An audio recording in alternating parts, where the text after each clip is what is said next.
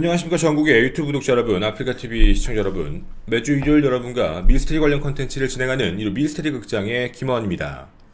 오늘 여러분에겐 좀 이렇게 호기심 있는 말 먼저 뱉고 출발하겠습니다. 그동안 제가 이루 미스테리 극장을 진행을 할 때 회의론자들의 이야기, 그리고 음모론자들의 이야기, 즉 어떻게 보면 정반대에 대한 이야기입니다. 달 착륙은 진짜다 라고 얘기하는 회의론자들과 거짓이다 라고 얘기하는 음모론자들, 오늘 여러분과 함께 이야기하게 될 이 내용은 어쩌면 회의론자와 음모론자 중에 음모론자들, 즉 환생이라는 게 존재한다라고 믿는 사람들의 이야기에 대한 근거가 더 정확한 케이스입니다. 회의론자들의 입장을 들어보면 이건 조금 내용이 부실한 것 같은데 라는 생각, 저희들도 이 부분에 대한 내용을 좀 더 디테일하게 찾아보고 확인해보고 싶었지만, 오늘 여러분께 말씀드릴 이 환생은 서양 세계 모두가 인정한 이야기입니다. 이걸 반박할 순 없다라는 이야기죠. 오늘 여러분에게 말씀드릴 첫 번째는 한 여성에 대한 이야기입니다. 그녀는 이렇게 얘기합니다. 여기에 있다. 나는 고대 정원이 여기 있었던 것을 기억한다. 이 이야기에 함께 있던 무리의 사람들은 땅을 파게 됐고 그곳에서 놀라운 역사적 발견을 하게 됩니다. 고대의 정원, 이집트의 정원을 발견했던 거죠. 근데 여기서 좀 중요한 내용은 알려진 어떤 기관이나 접촉 같은 걸 통해서 알 수 있는 내용은 절대 아닙니다.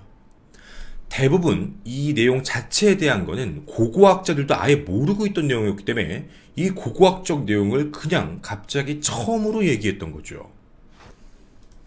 그리고 그녀가 발견해낸 이 사원 자체도 여러분은 알고 있는 사람의 사원입니다. 제가 아마 사진을 한 장 띄우면 나 이거 아는데? 라고 아마 생각이 드실 것 같은데요. 바로 이 사진입니다. 혹시 기억하시는지 모르겠습니다. 이 내용이 뭐냐면 우리가 초고대 문명, 과거의 이집트에 엄청난 문명이 있었고 이게 헬리콥터와 되게 비슷한 모양이 있었다, 이런 벽화에 대한 이야기입니다. 이 벽화가 발굴된 게 바로 뭐였냐면 이집트의 세티 1세, 즉 파라오입니다. 물론 나중에 밝혀지긴 했지만 이 안에 나왔던 벽화는 한 종류가 아니라 여러 가지 종류의 패턴을 띠게 됐고, 물론 이제 고대 학자들에 따르면 저 헬기 모양을 나타내는 저 모습 자체가 세티 1세를 나타내고 그 다음은 아들에 대한 다음 파라오, 그 다음 파라오를 지칭한다 라는 이야기까지 밝혀진 바는 있습니다. 물론 이 이야기를 하고자 하는 게 아니라 우리가 지금 얘기하는 이 유적지가 저 세티 1세가 갖고 있던 정원이었다는 겁니다. 아무도 몰랐지만 처음으로 밝혀진 이야기, 이걸 어떻게 찾아내게 된 걸까요?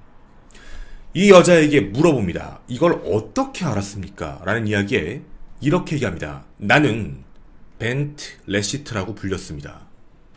굉장히 천한, 미천한 출신이었고 어렸을 때 어머니는 야채 장수였고 아버지는 군인이셨습니다. 나는 당시 세티 1세 시대를 살고 있었는데 내가 3살이 됐을 때 어머니가 돌아가시게 됐고 나는 어쩔 수 없이 콤 엘탄 신전에 어머니가 안치된 것을 확인하게 됩니다. 갈 곳이 없어졌던 나는 그곳에서 프리스트, 즉 사제가 됩니다. 제사장이었던 거죠. 12살, 12세에 성스러운 제사장이 되겠다라는 맹세를 하게 됐습니다. 그 후 2년 동안 그 제사장의 역할을 하며 신들에 대한 연극을 하나씩 진행을 했습니다. 그런데 어느 날 세티 1세가 그 안에 방문을 하게 됐고 세티 1세와 어떻게 보면 좀 은밀한 관계, 연인이 되게 되었습니다. 그 이후 나는 세티 1세의 아이를 임신하게 됐고 하이프리스트, 즉 좀 높은 제사장에게 이걸 보고를 했는데 이렇게 답변을 합니다.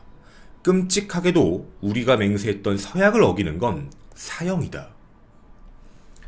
해서 사형 선고를 받게 되는데 이 사형의 형을 집행하기 받기 전 세티 1세에게 피해를 주기 싫다라는 마음가짐으로 자살을 했다. 그러니까 본인이 봤던 내용은 과거에 세티 1세와 함께 있었고 함께 데이트를 즐겼던 정원이었고 내가 그걸 찾아낸 것이다 라는 이야기입니다. 1979년 뉴욕타임즈 기사에서는 이렇게 발표합니다. 서양 세계에서 가장 흥미롭고 설득력이 가장 높은 윤회 사례다. 즉 증거물이 너무 명확하다는 얘기죠. 여기까지가 기본적인 앞부분 서두에 대한 이야기입니다. 자, 이제 그러면 우리가 가져야 될 미스테리한 점들을 하나씩 좀 파헤쳐 보도록 하겠습니다. 미스테리한 점 첫 번째는 바로 언제부터 그녀에게 이런 일이 생겼을까? 도로시는 1904년 영국 남런던 출신의 좀 부유한 가정이었습니다. 잘 태어나서 살고 있다가 그녀의 인생이 뒤바뀌었던 게 3살이었는데 3살 때 집의 계단에서 넘어지게 됐고 거기서 의식을 잃고 바로 병원의 의사가 집에 오게 됩니다. 그리고 그 의사는 이렇게 이야기를 합니다. 죽었습니다. 죽었다라는 얘기를 듣고 가족들은 너무 슬퍼서 밖에서 이제 장례 준비를 하고 있었는데 약 1시간 정도가 지나 의사와 간호사가 다시 올라가서 시신을 수습하려고 갔는데 거기서 아이가 침대에 앉아 놀고 있었던 겁니다. 그게 바로 이 여성 도로시입니다. 근데 그때 3살 때 이런 일을 겪고 나서부터 조금 이상한 행동을 하게 되는데 처음에는 테이블과 가구 뒤로 숨고 이상한 말과 이상한 행동. 나는 집으로 돌아가고 싶습니다. 라고 얘기하며 자주 눈물을 흘렸다고 합니다. 그리고 거대하게 큰 석상들, 그리고 무언가 화려하게 채색되어 있는 건물들, 자꾸 이런 이야기를 하며 꿈속에서 자꾸 나온다라는 이야기를 반복적으로 했던 거죠. 근데 이 이야기를 가만히 들었던 부모님이 이거 조금 애가 얘기하기엔 너무 디테일한데? 물론 처음에는 부모님도 이렇게 생각했던 겁니다. 많은 어린 아이들이 원래 과거의 꿈 이야기, 뭐 전생에 대한 이야기, 저희도 전생 컨텐츠를 할 때 많이 했던 얘기입니다. 과거에 자기가 있었던 어린아이들의 이야기 있죠. 똑같이 생각을 했던 겁니다. 근데 조금 디테일했던 건 자기 이름이 벤틀레시트가 맞다. 나는 세티 1세왕 궁정에서 함께 일을 했다. 자꾸 이렇게 얘기를 했던 거죠. 이게 좀 이상하다고 느꼈던 부모님에게 한 가지 기회가 생기게 됩니다. 바로 딱 1년 뒤였던 도로시 4살 때 부모님과 함께 영국 런던의 대형 박물관을 함께 가게 됩니다. 왜 그랬냐면 여기에 전시가 세티 1세와 관련된 어떻게 보면 유품들, 어떻게 보면 발견된 문화재들이 전시가 돼 있었거든요. 그곳에 데려가서 이곳저곳, 물론 여기 세티왕만 있는 게 아니라 여러 군데가 있으니까 한 군데를 돌아다니면서 왔다 갔다 하고 있었는데 갑자기 4살이었던 도로시가 한 공간으로 뛰어들어갑니다. 어딘가로 뛰어가 도착한 곳은 바로 이곳, 세티 1세 왕과 관련되어 있는 유적지였는데 여기에 존재하는 뭐 조각상들 이런데 발에 입을 맞추기 시작합니다. 근데 이게 그냥 입을 맞춘 게 아니라 어떻게 보면 좀 성직자처럼 자세를 취하는 것. 한쪽 무릎을 꿇고 그리고 뭔가 되게 성스러운 표정으로 입을 맞췄던 겁니다. 그리고 이렇게 이야기를 합니다. 목소리의 말투였는데 나는 내 사람들과 함께 여기서 같이 있길 바란다. 이런 이야기를 자꾸 했다고 합니다. 그래서 이에 별도로 세티 1세가 가졌던 사원의 사진들 같은 것도 보여줬는데 자기는 이 사원이 어딘지를 안다라는 걸 이때부터 얘기를 하고 있었던 거죠. 그리고 이 생각이 나이가 들면서도 점점 확신에 가득 차지게 됩니다. 자, 일단 미스테리 첫 번째, 그녀에게 이런 일이 발생했던 건 너무 어렸을 때, 나이가 3살 때 있었던 일입니다. 자, 그리고 미스테리 두 번째가 있는데 그녀에겐 특별한 능력이 하나 있었습니다. 정말 우리가 환생에 대해서 늘 얘기를 할 때 궁금한 것 중에 하나인데 과거의 걸 봤다? 뭐 이름을 얘기한다. 제사장이었다. 다 좋다. 그러면 너 혹시 이집트 고대 언어 할 수 있나? 이게 당연히 궁금할 수 있죠. 처음에 도로시는 여기에 보이는 고대 문자에 대한 부분을 인식을 하지 못하고 있었습니다. 그런데 이곳에 도착해서 꽤나 많은 상형 문자에 대한 관심도가 높은 모습을 봤던 한 선생님이 나타나게 되는데 바로 윌리엄이라는 사람입니다. 이 윌리엄이 고대 상형 문자를 도로시에게 가르쳐 줬는데 되게 이상한 일이 벌어집니다. 사실 새로운 언어를 배우는 거기 때문에 쉽게 체득할 수 없음에도 불구하고 굉장히 빠른 속도로 배운 겁니다. 뭔가 이상하다라고 느껴서 도로시에게 물어봤죠. 어떻게 이렇게 말을 빨리 배우지? 근데 도로시가 이런 대답을 합니다. 저 새로운 말을 배우는 게 아니고요. 제가 잊어버렸던 옛말을 다시 한번 떠올리는 거예요. 그거 고치고 있는 거예요. 라고만 얘기했던 거죠. 그리고 자신이 바로 옴세티의 환생이다 라고도 주장을 합니다. 옴세티라고 하면 세티의 엄마라고도 불리죠. 즉 세티의 엄마의 환생이자 그리고 세티의 엄마임에도 그 이후엔 다시 제사장으로 나타나 세티와 그런 내연관계였던 즉 윤회 사상입니다. 자, 이게 바로 그녀가 가진 특별한 능력, 전생에 갖고 있었던 그 기억에 대한 글자, 문자에 대한 능력을 굉장히 빨리 습득을 했다는 게 두 번째 특징입니다. 그 다음 우리가 궁금한 세 번째 이야기. 사실 여기까지 얘기하면 이게 사실 정상일까라는 궁금증이 좀 들거든요. 29살이었던 도로시는 이집트 학생과 결혼을 합니다. 그리고 함께 이집트를 넘어가죠. 결혼을 그렇게 길게 한 건 아닌데 그 안에 들어가게 돼서 고고학과에 취직을 하게 되고 결국 아비도스에 진출을 하게 됩니다. 세티의 유적지를 찾을 수 있게 된 거죠. 이곳에서 1950년부터 1981년 사망할 때까지 살게 됩니다. 그리고 이 안에서 함께 일을 했던 사람들의 모든 고고학자들이 똑같이 얘기하는 건 정상이었다. 그리고 자신의 삶과 직업에 대해서 굉장히 능률적이었고 성실했다. 이런 이야기를 합니다. 분명히 제일 중요한 건 어떤 연구에 대한 부분, 이미 되어 있는 연구나 아니면 느낌상 그럴 것이다라는 걸 얘기하는 게 아니라 정확한 자신의 기억에 대한 걸 얘기하며 이집트적으로 봤을 때 고고학적 발견을 끊임없이 해냈다는 겁니다. 그러니까 우리가 얘기했던 세티 1세의 정원을 찾아낸 게 엄청난 발견이었다면 그 전에 좀 자질구레한 이런저런 발견들을 계속적으로 하고 있었던 거죠. 자신의 기억 속에 있었던 걸 얘기했던 겁니다. 이게 바로 그녀가 정말 정상이었을까? 혹시 약간 허무맹랑한 얘기를 한 그런 사람이 아닙니다. 공부를 했고 실제 가서도 발굴을 했던 사람입니다. 미스테리한 점 네 번째입니다. 발견. 바로 이걸 발견하게 된 좀 디테일한 내용에 대한 부분인데요. 당시에 이제 이 이집트로 넘어갔던 도로시는 고고학 연구의 보조원 역할을 하며 일을 합니다. 근데 얼마 안 있다 결혼이 파탄이 되게 됐고 그리고 아비도스로 왔고 그때 나이가 52세였죠. 근데 이동을 했을 때 도로시가 이 안에서 사람들 사이에 옴세티의 환생이다라는 소문이 나기 시작합니다. 그게 왜 그랬냐면 너무나도 정확하게 얘기를 했고 그리고 그녀가 발견한 여기에 뭐가 있을 것이다. 여기에 옛날에 뭐가 있었다. 이 이야기가 너무 정확했던 거죠.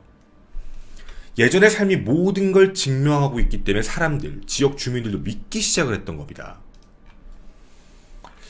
자, 근데 그 이후에 좀 뭔가 이상한 행동들을 하기 시작하는데 의심의 여지 없이 고대 벽화, 그림들, 이런 모든 능력을 번역하기 시작을 합니다. 그 안에서 일했던 고고학자들에게도 도움이 되기 시작을 했죠. 슬슬 고고학자들도 의심을 하기 시작했던 겁니다. 아니, 이게 진짜 가능한 얘기야? 그럴 때쯤 매일 아침과 밤에 도로시는 이상한 행동을 합니다. 이 안에 있는 신전 쪽에 가서 기도를 했는데 그게 고대에 했던 의식과 똑같은 방식이었습니다.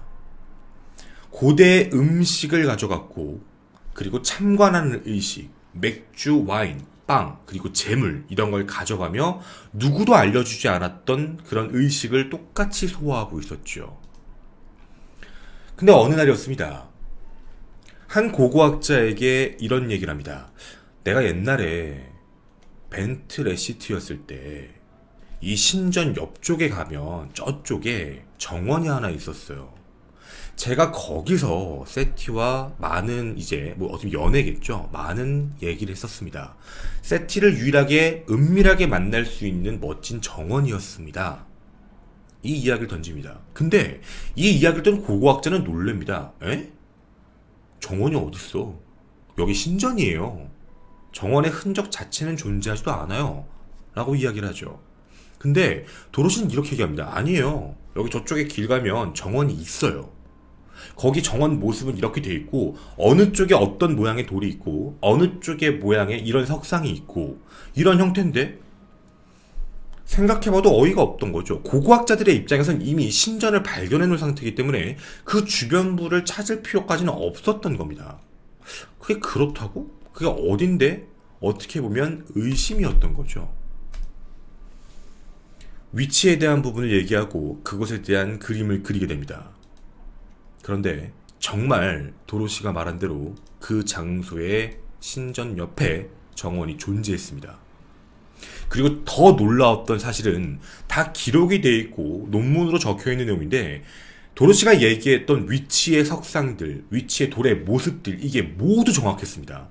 한치의 오차도 없이 마치 어제도 봤던 사람처럼.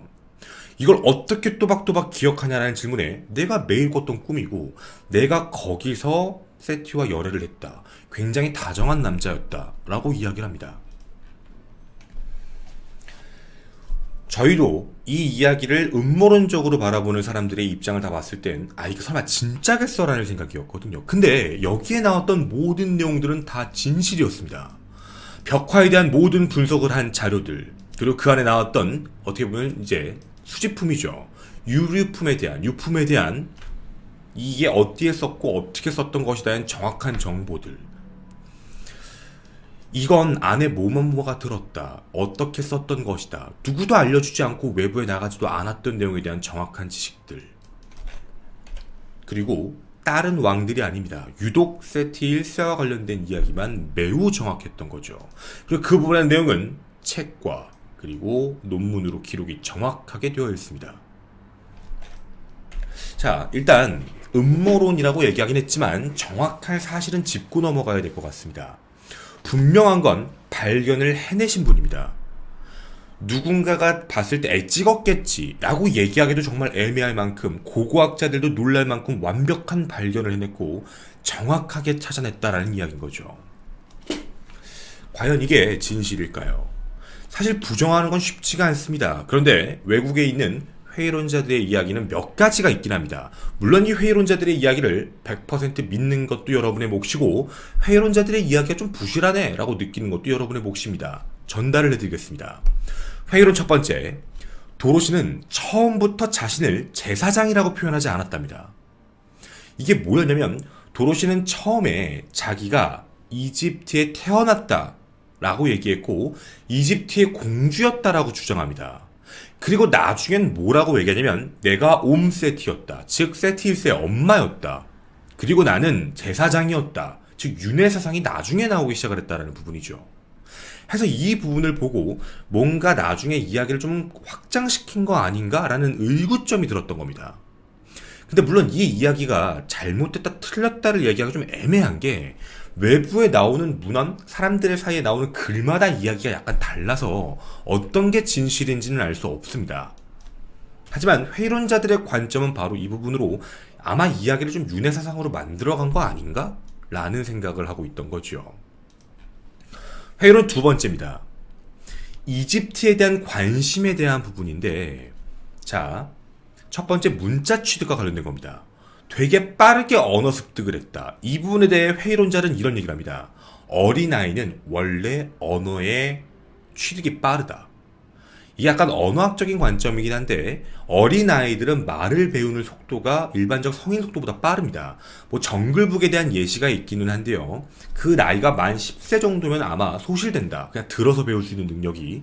그래서 아마도 언어를 습득하는 능력이 당시에 좀 빨랐던 것. 왜냐면 관심도가 매우 높았기 때문에. 그 이유가 어렸을 때부터 도로시가 이집트와 관련된 거에 관심이 좀 많았던 걸로 확인됩니다. 집이 매우 잘 살았기 때문에 당시에 부모님께서도 이집트 관련해 뭐 예를 들면 유적 불품들 경매에 나오면 사다 주고 그거에 대한 참고 자료도 알려주는 경우가 너무 많았고 이게 조금 특징적으로 보였던 게 매주 일요일마다 갔던 주일학교에서 도로시가 잘립니다. 그게 왜 그러냐면 본인은 기독교에 대한 얘기를 하는 게 아니라 고대 이집트인들이 숭배했던 이야기를 이야기하며 거기에 기독교를 부정하고 뭐라고 하기 시작을 했던 거죠. 즉 어렸을 때부터 이미 이집트에 대한 관심이 굉장히 많은 사람이었습니다. 해서 어디가 전후인진 모르겠지만 어찌되었든 문자치독에 대한 부분과 그리고 유물수집에 대한 부분, 관심도를 봤을 때는 그럴 가능성이 있다 정도로만 회론자들은 이야기합니다. 자, 그리고 그 이유에 대한 특징도 나오는데 27세에 런던에서 이집트 매거진 잡지에서도 일을 합니다. 그러니까 이 정도로 이집트에 빠져 있다는 거죠. 그리고 결국 이 안에서 어떤 기사를 자꾸 쓰냐면 이집트의 정치에 대한 기사와 독립을 지지하는 기사를 계속적으로 써냅니다. 그러다가 이집트의 유학생, 런던에 있는 이집트의 학생이었던 남편 에만을 만나고 함께 이집트로 갔던 거죠. 그러니까 이 정도로 이집트에 되게 집착을 많이 보였다로 보여진다라는 이야기입니다. 그리고 그 안에 도착하자마자 자신의 이름을 바꿉니다. 옴세티. 자기가 바꿔버린 거죠. 그 전까진 얘기를 안 했었거든요. 그리고 그때 당시에 이사에서 에만과 아들을 낳았는데 그 아들의 이름도 세티였습니다. 그 정도로 어떻게 보면 이집트에 많이 매료되어 있었던 거죠. 즉 회의론자들의 관점은 워낙 어릴 때부터 이집트에 관심이 많아서 그렇다. 물론 음모론자들의 입장은 그게 윤회사상이기 때문이다 라고 얘기하고 있는 상황입니다. 회의론자들의 이야기 세 번째는 이런 부분입니다. 옴세티, 즉 도로시가 자신이 만났던 사람들에게 말하지 않았던 사항들이 존재합니다. 처음에는 그냥 여기 근처에 정원이 있다 라고 얘기를 던졌는데 실제로 정원이 발굴되자 그때부터 내가 세티왕의 애인이었다는 얘기를 합니다. 그러니까 전생에 내가 세티왕의 아이를 임신을 했고 그 아이를 낳으려고 했다가 내가 자살을 했다는 얘기가 그 이후에 나왔던 거죠. 그러니까 그 전에는 이런 이야기가 단 한 번도 노출된 적이 없습니다. 해서 사람들은 이렇게 이야기를 합니다. 아마 이거 우연히 그냥 고고학자의 입장에서 관심이 많았다가 우연히 발견을 했는데 이 부분에 대한 시나리오를 만들기 위해 자신이 전생에 이런 일을 했다라고 얘기하는 거 아닐까? 라고 생각을 하고 있는 거죠. 여러분이 생각하실 때는 어떻습니까? 하지만 우린 여기서 좀 중요한 사항이 하나 있습니다. 도로시는 1981년 4월 21일 이곳에서 사망합니다. 그리고 시신 자체도 아비도스 콘치 묘지 바깥 서쪽을 향한 곳에 무덤 표시가 아무것도 없는 무덤에 안치되어 있습니다. 고대 이집트의 방식을 그대로 따랐죠. 분명한 건 이겁니다. 회의론자들의 관점이건 음모론자들의 관점이건 그녀는 완벽한 모험적인 탐구를 했습니다. 그리고 정확하게 발견을 한 건 사실입니다. 이집트와 관련되어 있는 엄청난 유적지를 발견한 건 사실이지만 그게 과연 정말 우연, 즉 회의론자들의 입장처럼 우연이었던 건지 아니면 음모론자들의 입장처럼 정말 과거에 전생에 있었던 윤회사상 때문이었던 건지는 아직도 미스테리한 사항으로 남아있는 부분입니다. 여러분의 생각이 궁금합니다. 도로시, 본인이 옴세티라 주장하는 이 여인은 위대한 그리고 정말 관심이 많았던 고고학자였을까요? 아니면 정말 과거에 있었던 이집트인의 환생이었을까요? 서양에서 가장 인정하는 환생, 나는 이집트의 제사장이었다. 저는 이 미스테리 극장의 김원이었습니다. 감사합니다.